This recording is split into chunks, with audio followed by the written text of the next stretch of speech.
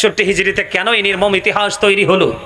Yazid, তাকে মুসলমান বলা যাবে না। আমার আগে যিনি আলোচনা করেছেন আমার দাদু ভাই, তিনিও বলেছেন ইয়াজিদকে কি বলা যাবে না, মুসলমান বলা যাবে না। ইয়াজিদ হলো কাফের, কাফের, কাফের। ইয়াজিদকে যারা কাফের মানবে না তারাও কাফের। ওমা, কথা হে বা না একটা বলে, আপনারা ডরাই গেছেন।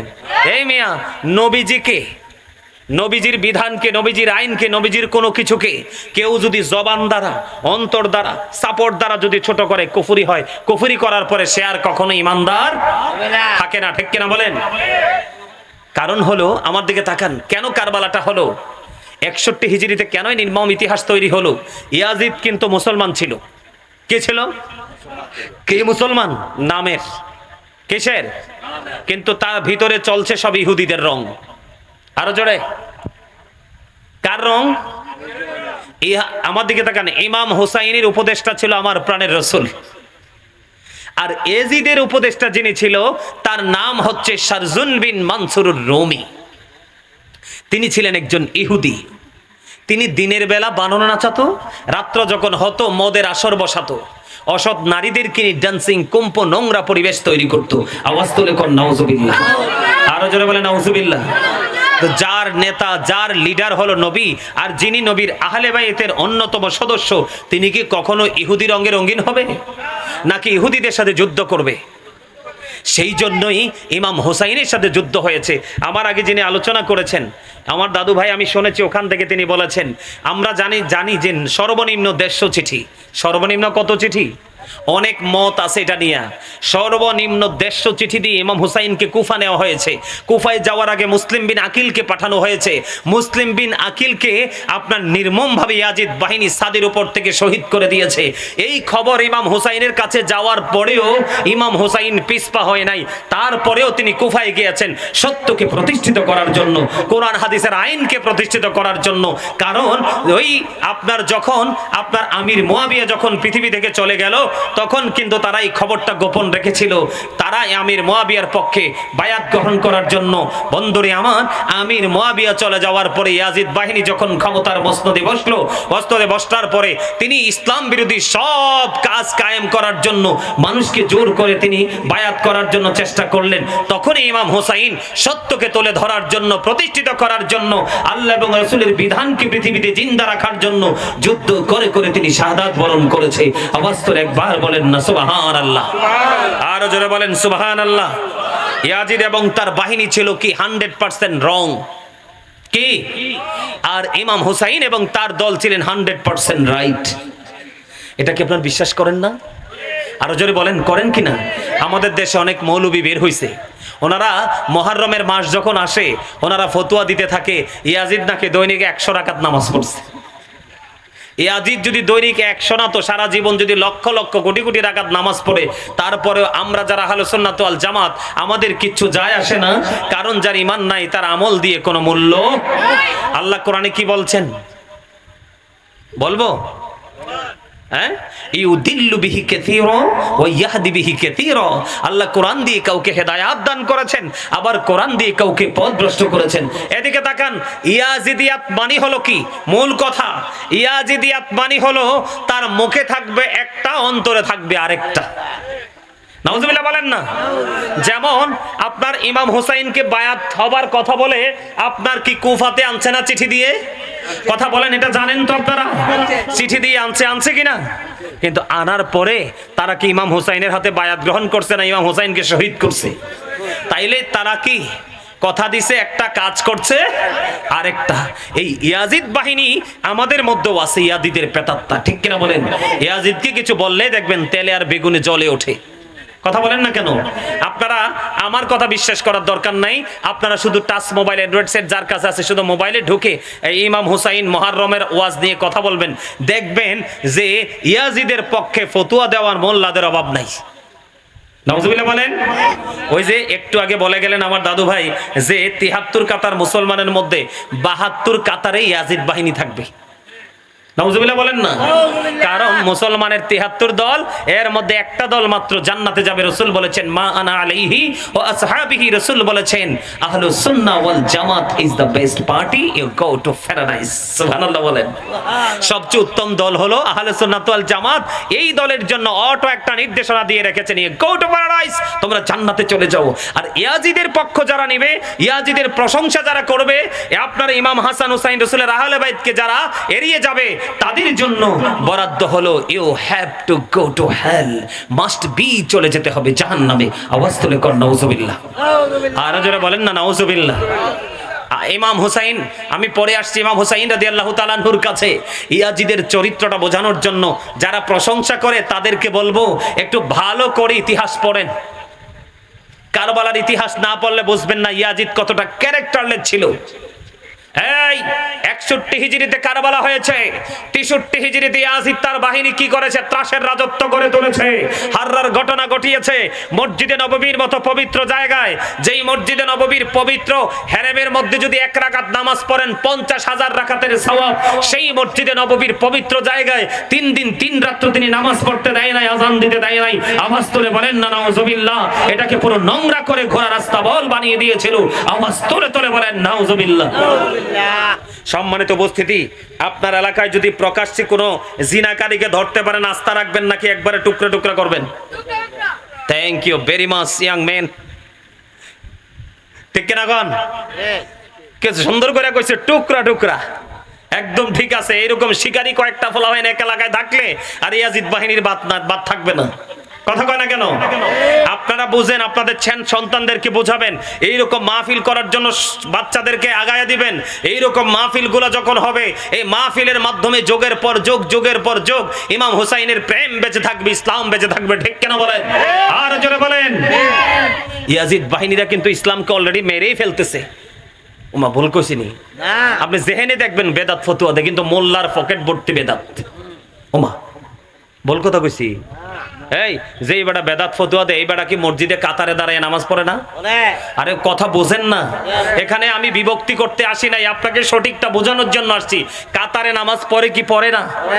পড়ে কি পড়ে না? মোল্লা কি কোনোদিন এটা বেদাত যে এটা নিয়ে কোনোদিন কইছে আপনাকে?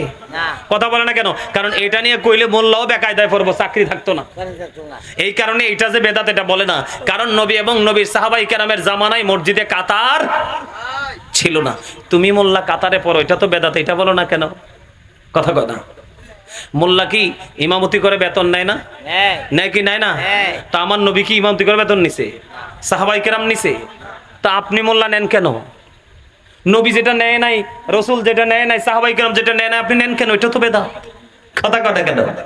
যুবক তোমরা বোঝো ভালো করে, কারণ এরা তোমাদেরকে টার্গেট করে করে সমাজ নষ্ট করবে, জাতিকে ধ্বংস করবে। আর এদের কারণে দুনিয়াতে গজব নেমে আসবে। এবার আসেন, বাড়ি বাড়ি কি তালিকা করে ভাত খায় না? কথা কয় না? খায় না? হ্যাঁ, তো ইমামতি করবা ভালো কথা, কিন্তু মুসল্লির ঘরে ঘরে তুমি যে খাইতে হইব, এটাও তো বেদাত। নবীজি কি সাহাবাই কেরামকে শিখাইছে যে তোমরা তালিকা করে করে করে করে গিয়ে মানুষের ঘরে ঘরে ভাত খাও? তো তুমি হাদিয়াও নিবা, আবার যারারটা খাইবা তারারে বেদাতিও কইবা, আবার তাদের সিরিয়াল করে সুস্বাদু খাবার ঘুরে ঘুরে ঘুরে ঘুরে খাইবা। আওয়াজ তুলে কর নাউজুবিল্লাহ। আরে আরো জোরে বলেন না নাউজুবিল্লাহ। এগুলোও তো বেদাত। বুঝছা লইতে হইব। রাসূল বলেছেন কিয়ামতের পূর্বক্ষণে পৃথিবীতে সবচেয়ে নিকৃষ্ট মানুষ হবে আলেমরা। কারা? কারণ তারা মন গড়া ফতোয়া দিবে, সুবিধা করবে, সুবিধা দিয়ে দিয়ে আপনার ফালস বুঝে বুঝে কাজ করবে। নাউজুবিল্লাহ বলেন। আরো জোরে বলেন। এই নামাজ পড়ার সময় এই মোল্লারা যারা ফতুয়া দেয় তারা কি ফ্যান লাগায় না? ওমা লাগায়নি? এসি লাগায়নি? লাগায় না? কি আরাম! আমার নবী তো সবকিছু ছাড়াই নামাজ পড়ছে। কথা কয় না কেন? তা আপনি এত আরাম খোঁজেন কেন? ওইগুলোও তো বেদাত। কই এগুলো নিয়ে তো কোনো কথা নাই, কারণ নিজের স্বার্থে আঘাত লাগবে যেটা সেটা বলবে না। আর মূলত হলো তাদের রসুলের আহলে বাইতের সাথে তাদের শত্রুতা। কথা বলে না কেন? এই জন্য তারাই বেফতুয়া দিয়ে দিয়ে জাতিকে ধ্বংস করে দিচ্ছে। এখনকার মানুষ তো সুন্নত নফল পড়েই না, দোয়া তো নাই। কথা কয় না কেন? যেদিকে সুন্নি আলেমরা আছে এদিকে কিছুটা বাচ্চা আছে, আর বাকি জায়গা তো দখল করে নিছে। নাউজুবিল্লাহ বলেন। আরো জোরে বলেন। ৬৩ হিজরিতে শুধু এটা করেনি, 1000 নারী এই ইয়াজিদ বাহিনীর তাণ্ডবে জারজ অবৈধ সন্তান প্রসব করতে বাধ্য হয়েছে। তারপরে বলবেন ইয়াজিদ বাহিনীর দোষ নাই। কথা কয় না কেন? 700 সাহাবীকে হত্যা করেছে, 10,000-এর বেশি সাধারণ নাগরিকদেরকে হত্যা করেছে ইয়াজিদ বাহিনী শুধু দুনিয়ার রাজত্ব করার জন্য। আর পরেও বলবেন কি আপনি ইয়াজিদের কোনো দোষ নাই? নাউজুবিল্লাহ বলেন না কেন? আর ইমাম হুসাইন রাদিয়াল্লাহু তাআলা আনহু রাসূলের আদর্শে ছিলেন তিনি। সুবহানাল্লাহ বলেন। একমাত্র সত্য এবং মিথ্যা, ন্যায় এবং অন্যায়, এই দুটোর মধ্যে ফারাক বোঝানোর জন্য ইমাম হুসাইন ইসলামকে জিন্দা করার জন্য, ঈমানকে মজবুত করার জন্য আপনার হাসতে হাসতে তিনি জীবন দিয়ে দিয়েছে। ও শব্দ পর্যন্ত তিনি করে নাই। কথা কি বুঝতে পেরেছেন? তো ইয়াজিদ বাহিনী আমরা তাদেরকে চিরতরে ঘৃণা করব, এখনো করছি, চিরজীবন করেই যাব। ইমাম হুসাইন এবং নবীর আহলে বাইতকে আমরা ভালোবেসেই যাব। কারবালার স্মৃতি স্মরণ করে আমরা যদি সম্ভব হয় মাহফিল করব, না হয় নিজে ঘরোয়াভাবে প্রোগ্রাম করব, না হয় মসজিদে করব, কিন্তু ইমাম হুসাইনের প্রেমিকরা কখনো থেমে থাকবে। ইয়াজিদ বাহিনী যত নোংরা কাজের সাথে যুক্ত ছিল, ইমাম হুসাইনকে নিয়ে যদি আমি ছোট্ট একটা এক্সাম্পল দিয়ে শেষ করব আলোচনা, অনেক সময় হয়ে গেছে। ওরে বাবা, 2 ঘন্টা তো হয়ে গেছে। কেমনি যে সময় যায় স্টেজে বসলে বলতেও পারি না। যাই হোক, সময় গেছে, সমস্যা নেই, নেয়ামতের সময় পার করছি। আমিন বলেন। ছোট্ট একটা কথা বলি, এদিকে তাকান। ইমাম হাসান হুসাইন 2 ভাই একদিন বের হলেন। বের হওয়ার পরে দেখতে পেলেন, এই যে দেখেন আমার 2 পাশে সামনে বুড়ো মুরব্বীরা আছে না? আরো জোরে বলেন, লাইট মারেন। আপনারা এখানে কারেন্ট তো নাই মনে হয় না? জেনারেটরে চলছে এতক্ষণ, তাই তো? কারেন্টে চলছে। আচ্ছা আচ্ছা আচ্ছা, এখন জেনারেটর দিবে না? ওরা কোথায়? এতক্ষণ তো ছিল এখানে।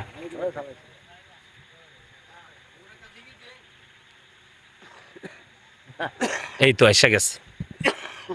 আমার কথা আপনারা বোঝেন। 2 ভাই বের হলেন।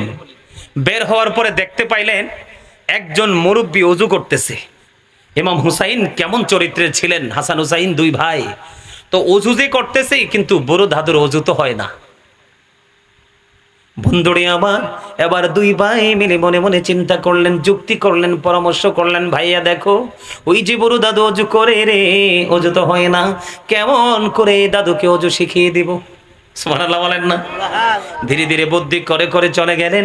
ওখানে যাওয়ার পরে বন্ধু এবার বললেন, দাদুর কাছে গিয়ে দাদুকে সালাম দিলেন। দাদুও সালামের জবাব দিলেন। তাদের মধ্যে প্রেম বিনিময় হলো। এবার ইমাম হাসান হুসাইন 2 ভাই ওই বুড়ো দাদুকে ডাক দিয়ে বললেন, দাদু, দাদু গো, একটা প্রশ্নের জবাব কই কি? আমরা 2 ভাই মিলে ওযু বানাবো, আপনি বলবেন কার ওযুটা বেশি সুন্দর হয়। দেখেন, এবার 2 ভাই মিলে বন্ধু ওযু বানালেন। 2 ভাই মিলে ওযু বানাইয়া এবার 2 ভাই ওযু বানানো শেষ হয়ে গেল। বুড়ো দাদুকে একটা ডাক দিয়ে বললেন, দাদু বলো না কার ওযুটা বেশি সুন্দর গো? এবার ওই বুড়ো দাদু একটা ডাক দিয়ে বললেন, আপনারা কে গো? কেনই বা এত সুন্দর আপনাদের চেহারা? এত সুন্দর ওযু কে রে শিখিয়েছে রে? আমার জীবনে কোনোদিন দেখিনি তো সুন্দর করে ওযু করতে। আপনারা 2 জনের ওযুই সুন্দর হয়েছে, বরংস আমার ওযুটাই হয় না। কি মহব্বত করে ওযু শিখিয়ে দিলেন। তখন ইমাম হাসান হুসাইন 2 ভাই বললেন, আমরা হলাম রাসূলের কলিজার টুকরা, মা ফাতেমার কলিজার টুকরা ইমাম হাসান হুসাইন 2 ভাই এই ওযু শিখেছি আমার নবীর কাছ থেকে। সুবহানাল্লাহ বলেন না কেন? আরো জোরে বলেন না সুবহানাল্লাহ। আজকে আমরাও তো শিখতেছি নবীর কাছ থেকে, ঠিক না? আমার নবী হয়তো আমরা দেখতে পাই না, কিন্তু নবীর যে নিয়ম কানুন সেগুলো তো আমার কাছে আছে, তাই না? কথা বলেন না কেন? আর এগুলো আমরা জানতে হলে কার কাছে যেতে হয়? হক্কানে আলেম, হক্কানে আল্লাহর ওলিদের কাছে যেতে হয়। সম্মানিত উপস্থিতি, আমরা যেন জীবন যতদিন থাকবে আহলুস সুন্নাত ওয়াল জামাতের অন্তর্ভুক্ত, আমরা যেন হক্কানে আলেম এবং হক্কানে আল্লাহর ওলিদের সাথে যুক্ত হয়ে আমরা যেন পথ চলতে পারি। আল্লাহ যেন আমাদেরকে সেই তৌফিক দান করে। সকলে বলুন আমিন। মা বাবার সাথে ভালো আচরণ করব, পর্দা করব সুন্দর করে। আর আমরা সারা জীবন, যত জীবন বেঁচে থাকবো, ইমাম হাসান হুসাইন এবং নবীর আহলে বাইতের প্রেম রেখে আমরা যেন বাঁচতে পারি। আল্লাহ যেন আমাদেরকে সেই তৌফিক দান করে। সকলে বলুন আমিন। সম্মানিত উপস্থিতি, যে আলোচনা করেছি যদি কষ্ট পেয়ে থাকেন আল্লাহর রাস্তায় ক্ষমা করবেন। আর যদি ভালো লেগে থাকে আলোচনার উপর ভিত্তি করে আমল করার চেষ্টা করবেন। এখন আমি একটু জিকির করব, ছোট্ট করে জিকির করে কে আমি দাঁড়িয়ে যাব। আপনারা সকলে আমার সাথে প্রাণ খুলে আল্লাহ আল্লাহ আল্লাহ লা ইলাহা ইল্লাল্লাহ আল্লাহ আল্লাহ লা ইলাহা ইল্লাল্লাহ আপন নূর দিয়া আল্লাহ করিয়া সৃজন আরশের পরে কুরসির তোরে রাখিলেন গোপন নবীজি আল্লাহ আল্লাহ লা ইলাহা ইল্লাল্লাহ আল্লাহ আল্লাহ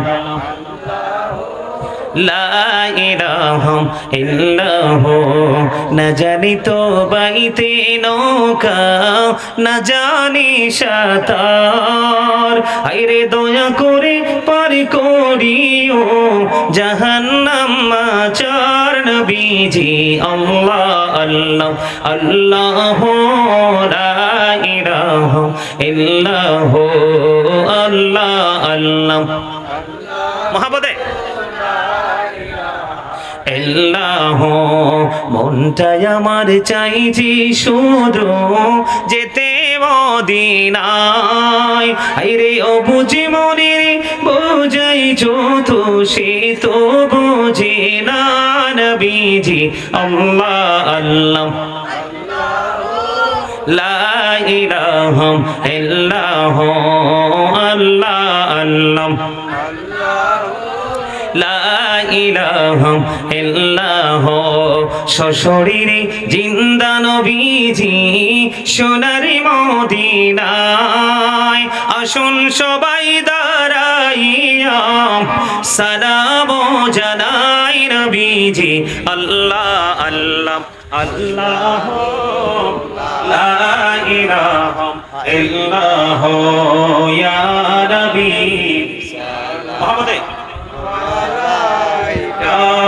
या रसूल सलाम अलैका या हबीब सलाम अलैका सलावतुल्लाह अलैका सीदी या रसूल अल्लाह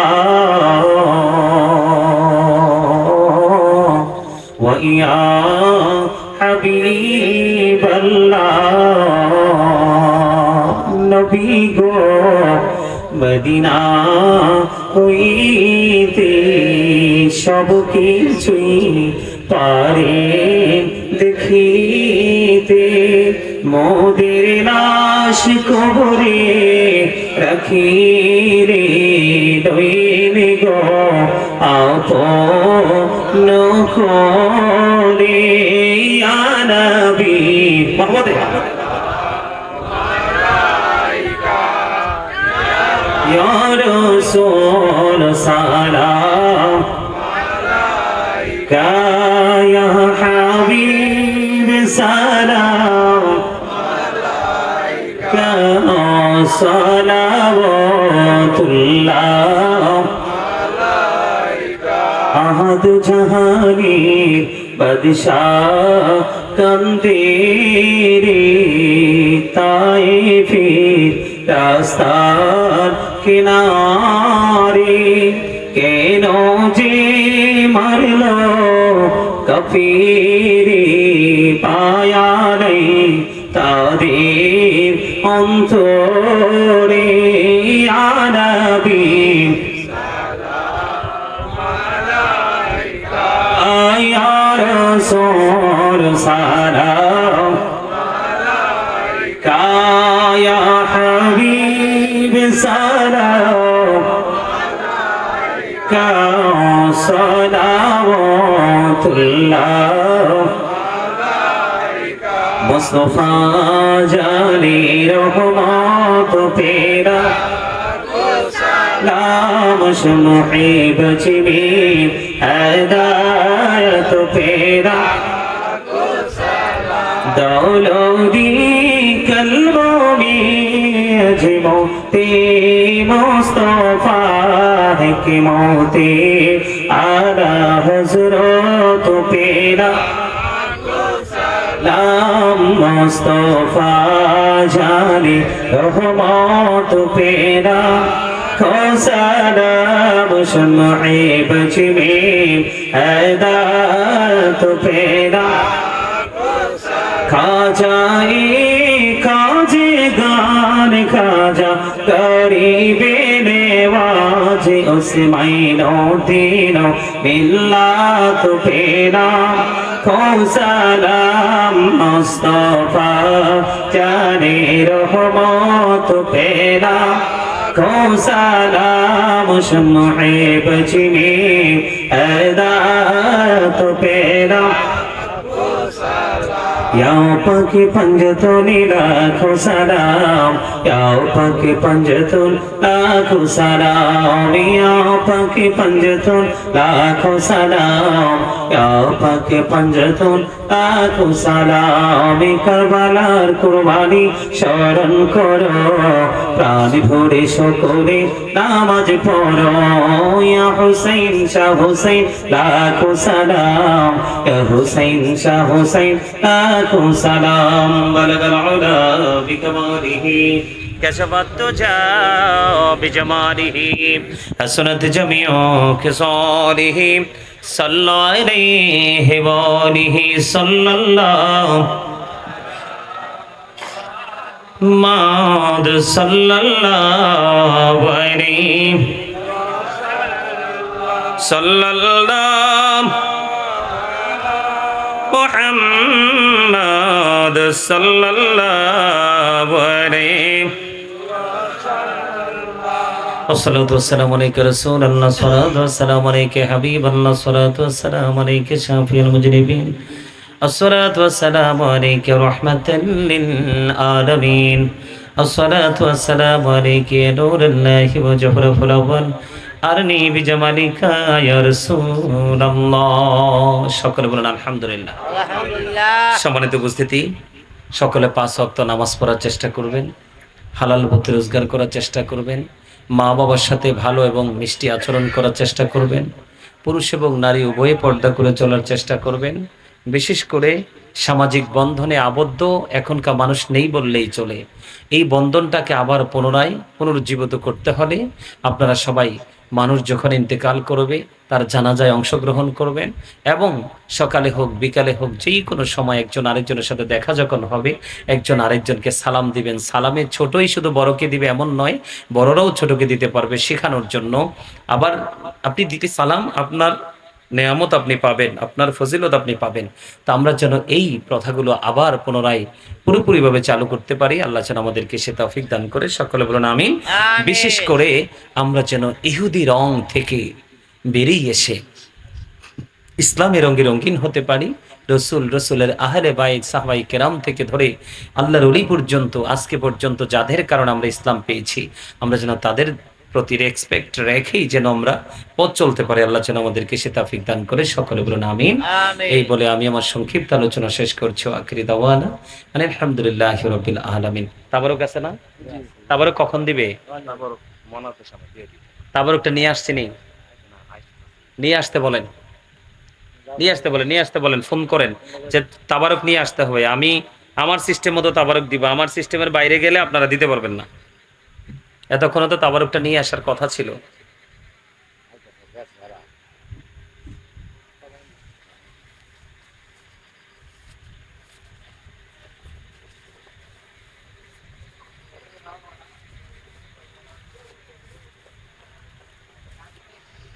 Allahumma salli ala sayyidina Muhammad nabiana shafiana maulana Muhammad Allahumma salli ala nabiana shafiana maulana Muhammad daine mati bami mati mati hobe bichhana yomon mati hobe bichhana ডাইনে মাটি বামে মাটি, মাটি হবে বিছানা, এমন মাটি হবে বিছানা। কবর দেশে গেলে তুমি, কবর দেশে গেলে তুমি পাইবা নবীর ঠিকানা। আল্লাহুম্মা সাল্লি আলা সাইয়্যিদিনা মুহাম্মদ নাবিয়ানা শাফিয়ানা মাওলানা মুহাম্মদ। আল্লাহ তুমি দয়া করো, নসিব করো মদিনা, হায়রে নসিব করো মদিনা। নবীজিকে না দেখায়া, নবীজিকে না দেখায়া কবর দেশে নিও না। আল্লাহুম্মা নাবিয়ানা শাফিয়ানা। সকলে বলেন আলহামদুলিল্লাহ। হ্যাঁ, তাবারুক কি এগুলাই আর নাই? আছে? আচ্ছা, এখন তাবারুকটা সবটা নিয়ে আসতে হবে এখানে, সবটা একসাথে নিয়ে আসতে হবে, বা একসাথে আমার সিস্টেম মতো দিতে হবে। তাবারুকটা সবাই একসাথে। আমি আপনাদেরকে বলি, আপনারা যারা এতক্ষণ অত্যন্ত ধৈর্য ধরে চমৎকার ভাবে আলোচনা শুনছেন, আপনারা সবসময় মনে রাখবেন, আমাদের সবার মনে রাখা উচিত যে শেষ ভালো যার, সব ভালো তার। আপনারা এতক্ষণ যেইভাবে ধৈর্য ধরে শুরু থেকে পর্যন্ত আলোচনা শুনছেন, আপনারা নিশ্চয়ই তাবারুকের জন্য বসেন নাই। যদি তাবারুকের জন্য বসতেন, এটা আমার মনের কথা আর কি, যদি তাবারুকের জন্য বসতেন তাইলে তো আপনারা এখন আসতেন, তাই না? দূরে হাঁটাচলা করতেন, মোবাইল দেখতেন, কিন্তু আপনারা শুরু থেকে আলোচনা শুনেছেন, এতেই বোঝা যায় আপনারা তাবারুকের জন্য আসেননি। যদি তাবারুক দেওয়া হয় তাই এটা পজিটিভ, কারণ তাবারুক দেওয়া, নেওয়া, তাবারুক খাওয়া সুন্নাত। সুবহানাল্লাহ বলেন।